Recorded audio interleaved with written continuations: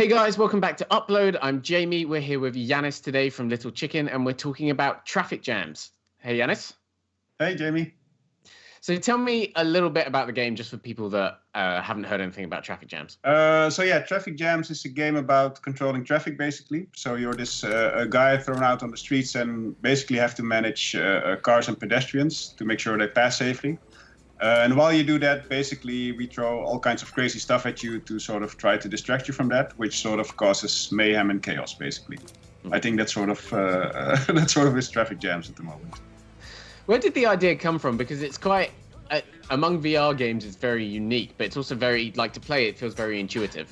Yeah, so that's one of the things. So we've done a few VR games before this, and the thing about VR is it's quite so when you put on the headset, you're there, right?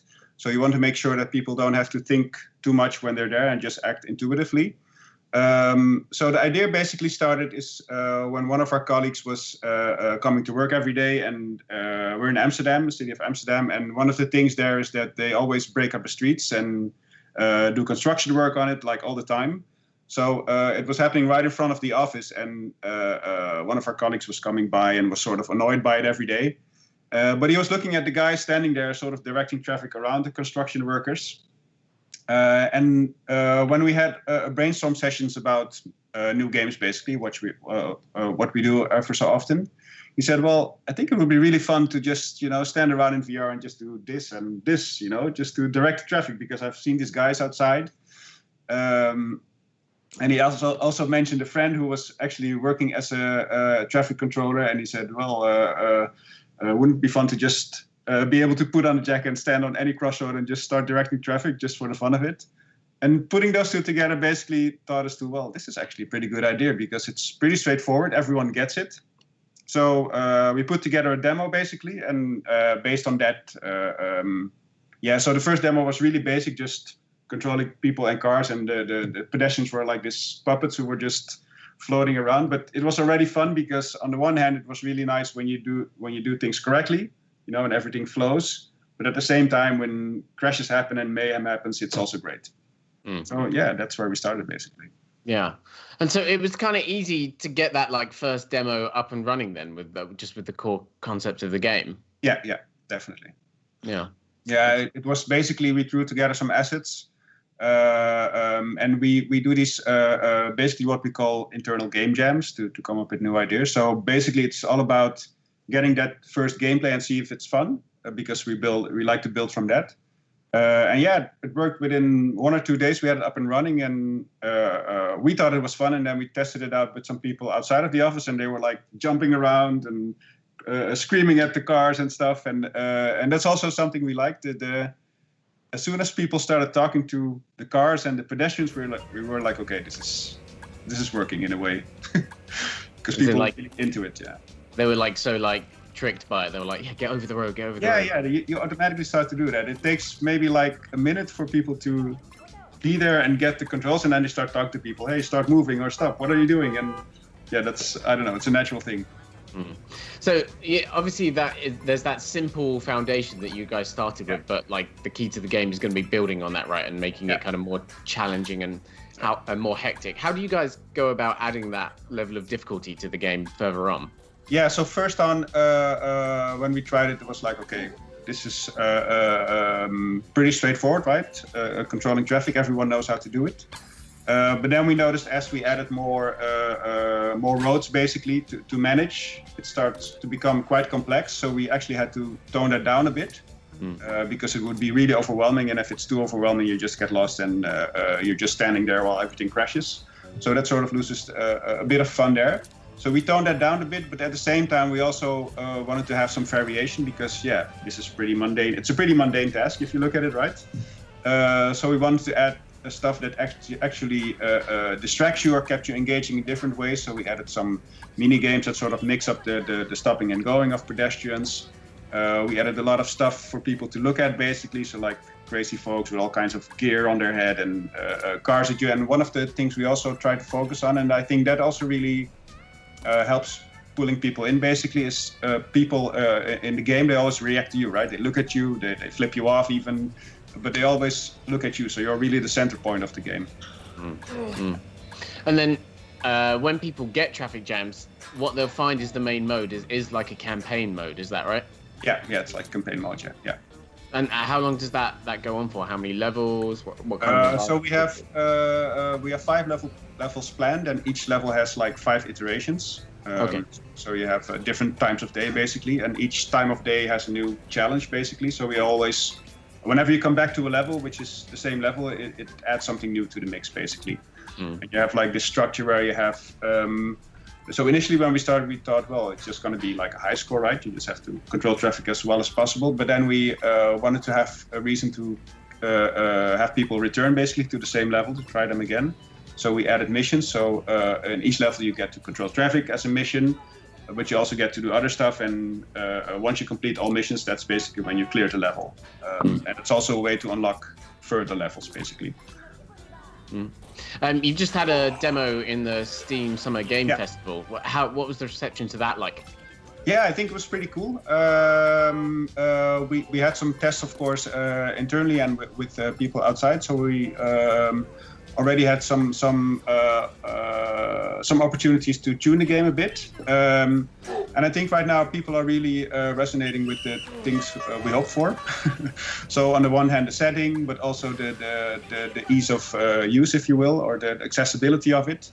And yeah, what we really try to do, and that's always a bit of, you always have to see if that works. If the jokes you make in there, if people get it, right? Or the things that we find funny, if other people also enjoy that. And they seem to do that. So that's really cool to see. The other thing that we should talk about is what you announced at the showcase last week, the multiplayer mode. Can you tell us a bit about how that works? That seems like a local thing that works with people using smartphones, right? Yeah. So one of the things about VR, which you obviously know, is that once you're there, you're really by yourself, right? The whole world is gone. And we wanted to find a way to pull people into that experience, basically, in a really accessible way. So it's usually pretty hard to find a setup where you have, like, in the same room, multiple people with a VR set. So we really wanted to open it up in a different way. So we looked at adding a way to involve players with a mobile phone. So that was basically the idea. So we're really imagining a setting, people at home or with families playing, and one's playing by themselves and the rest can easily join in.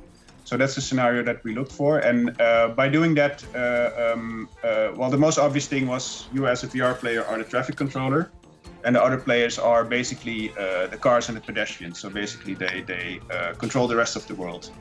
And by doing that, basically, you have to work together. So you have a few missions that you share. For example, I don't know, clear 10 cars. That means I, as a traffic controller, have to make sure the cars pass by, but also the people controlling the cars have to make sure that they go by swiping the car into my screen, basically.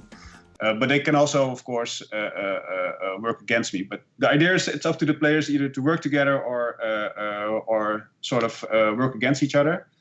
But the idea is to get as far as possible by clearing all the missions. Yeah. Did you guys ever do any experiments with kind of 2 people in VR multiplayer? No, not yet. We haven't actually. No, but that's really something. Yeah, we bounced around a few ideas, but then we said, okay, let's first focus on getting the main game in place, basically. Because also you really want, when you do that, you really want to make sure that people both in VR sort of make a connection, right? Yeah. And so far we couldn't figure out what the best solution is for that. Because you would either be on opposing crossroads and you would hardly see each other, just cars going back and forth. So we didn't find something that would make a lot of sense right now. But I'm sure there's some fun to be had there that we haven't figured out yet. So the game's out in September on pretty much every headset, right? Pretty much, yeah. Every major headset. So Oculus Quest, PSVR, and all PC headsets, basically. Cool. And then it launches with that campaign mode, with that multiplayer mode. Are there any plans for the future right now, or? Yeah, definitely all kinds of plans that we have to put on the backlog to make sure we can fix the game as it is now. But yeah, that seems to be the thing, and that's also the thing we struggle with most, I guess. Each time we have a new build to test with everyone here, we do that at the office as much as possible.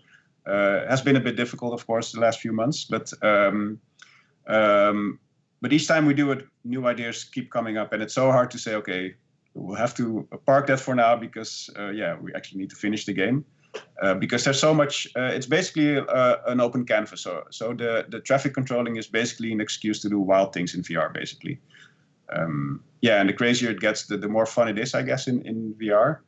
And we really want to make use of that fun, basically. And that's why I think the intuitiveness is something we will always stick to.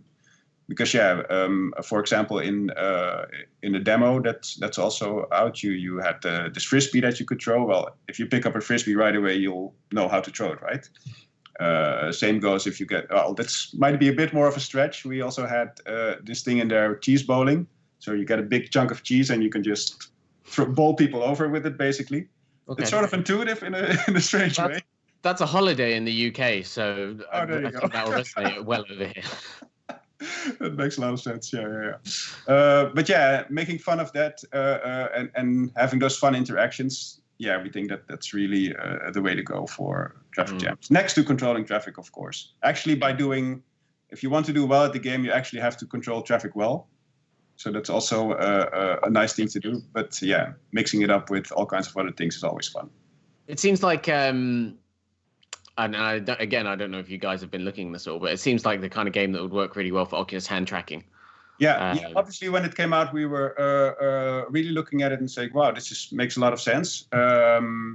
That's definitely something we'll look into. I'm not sure at this point if we can confirm or deny that it's possible to include for that version yet. But it would make a lot of sense. I can definitely say that. Yeah. Cool. All right. Well, we'll look forward to playing Traffic Jams in September. Thanks so much for being here, Yannis. You're welcome. Cool. If you like the interview, make sure to comment, like, and subscribe, and we'll have more VR coverage coming right up. All right. Cheers. Cheers. Thank you.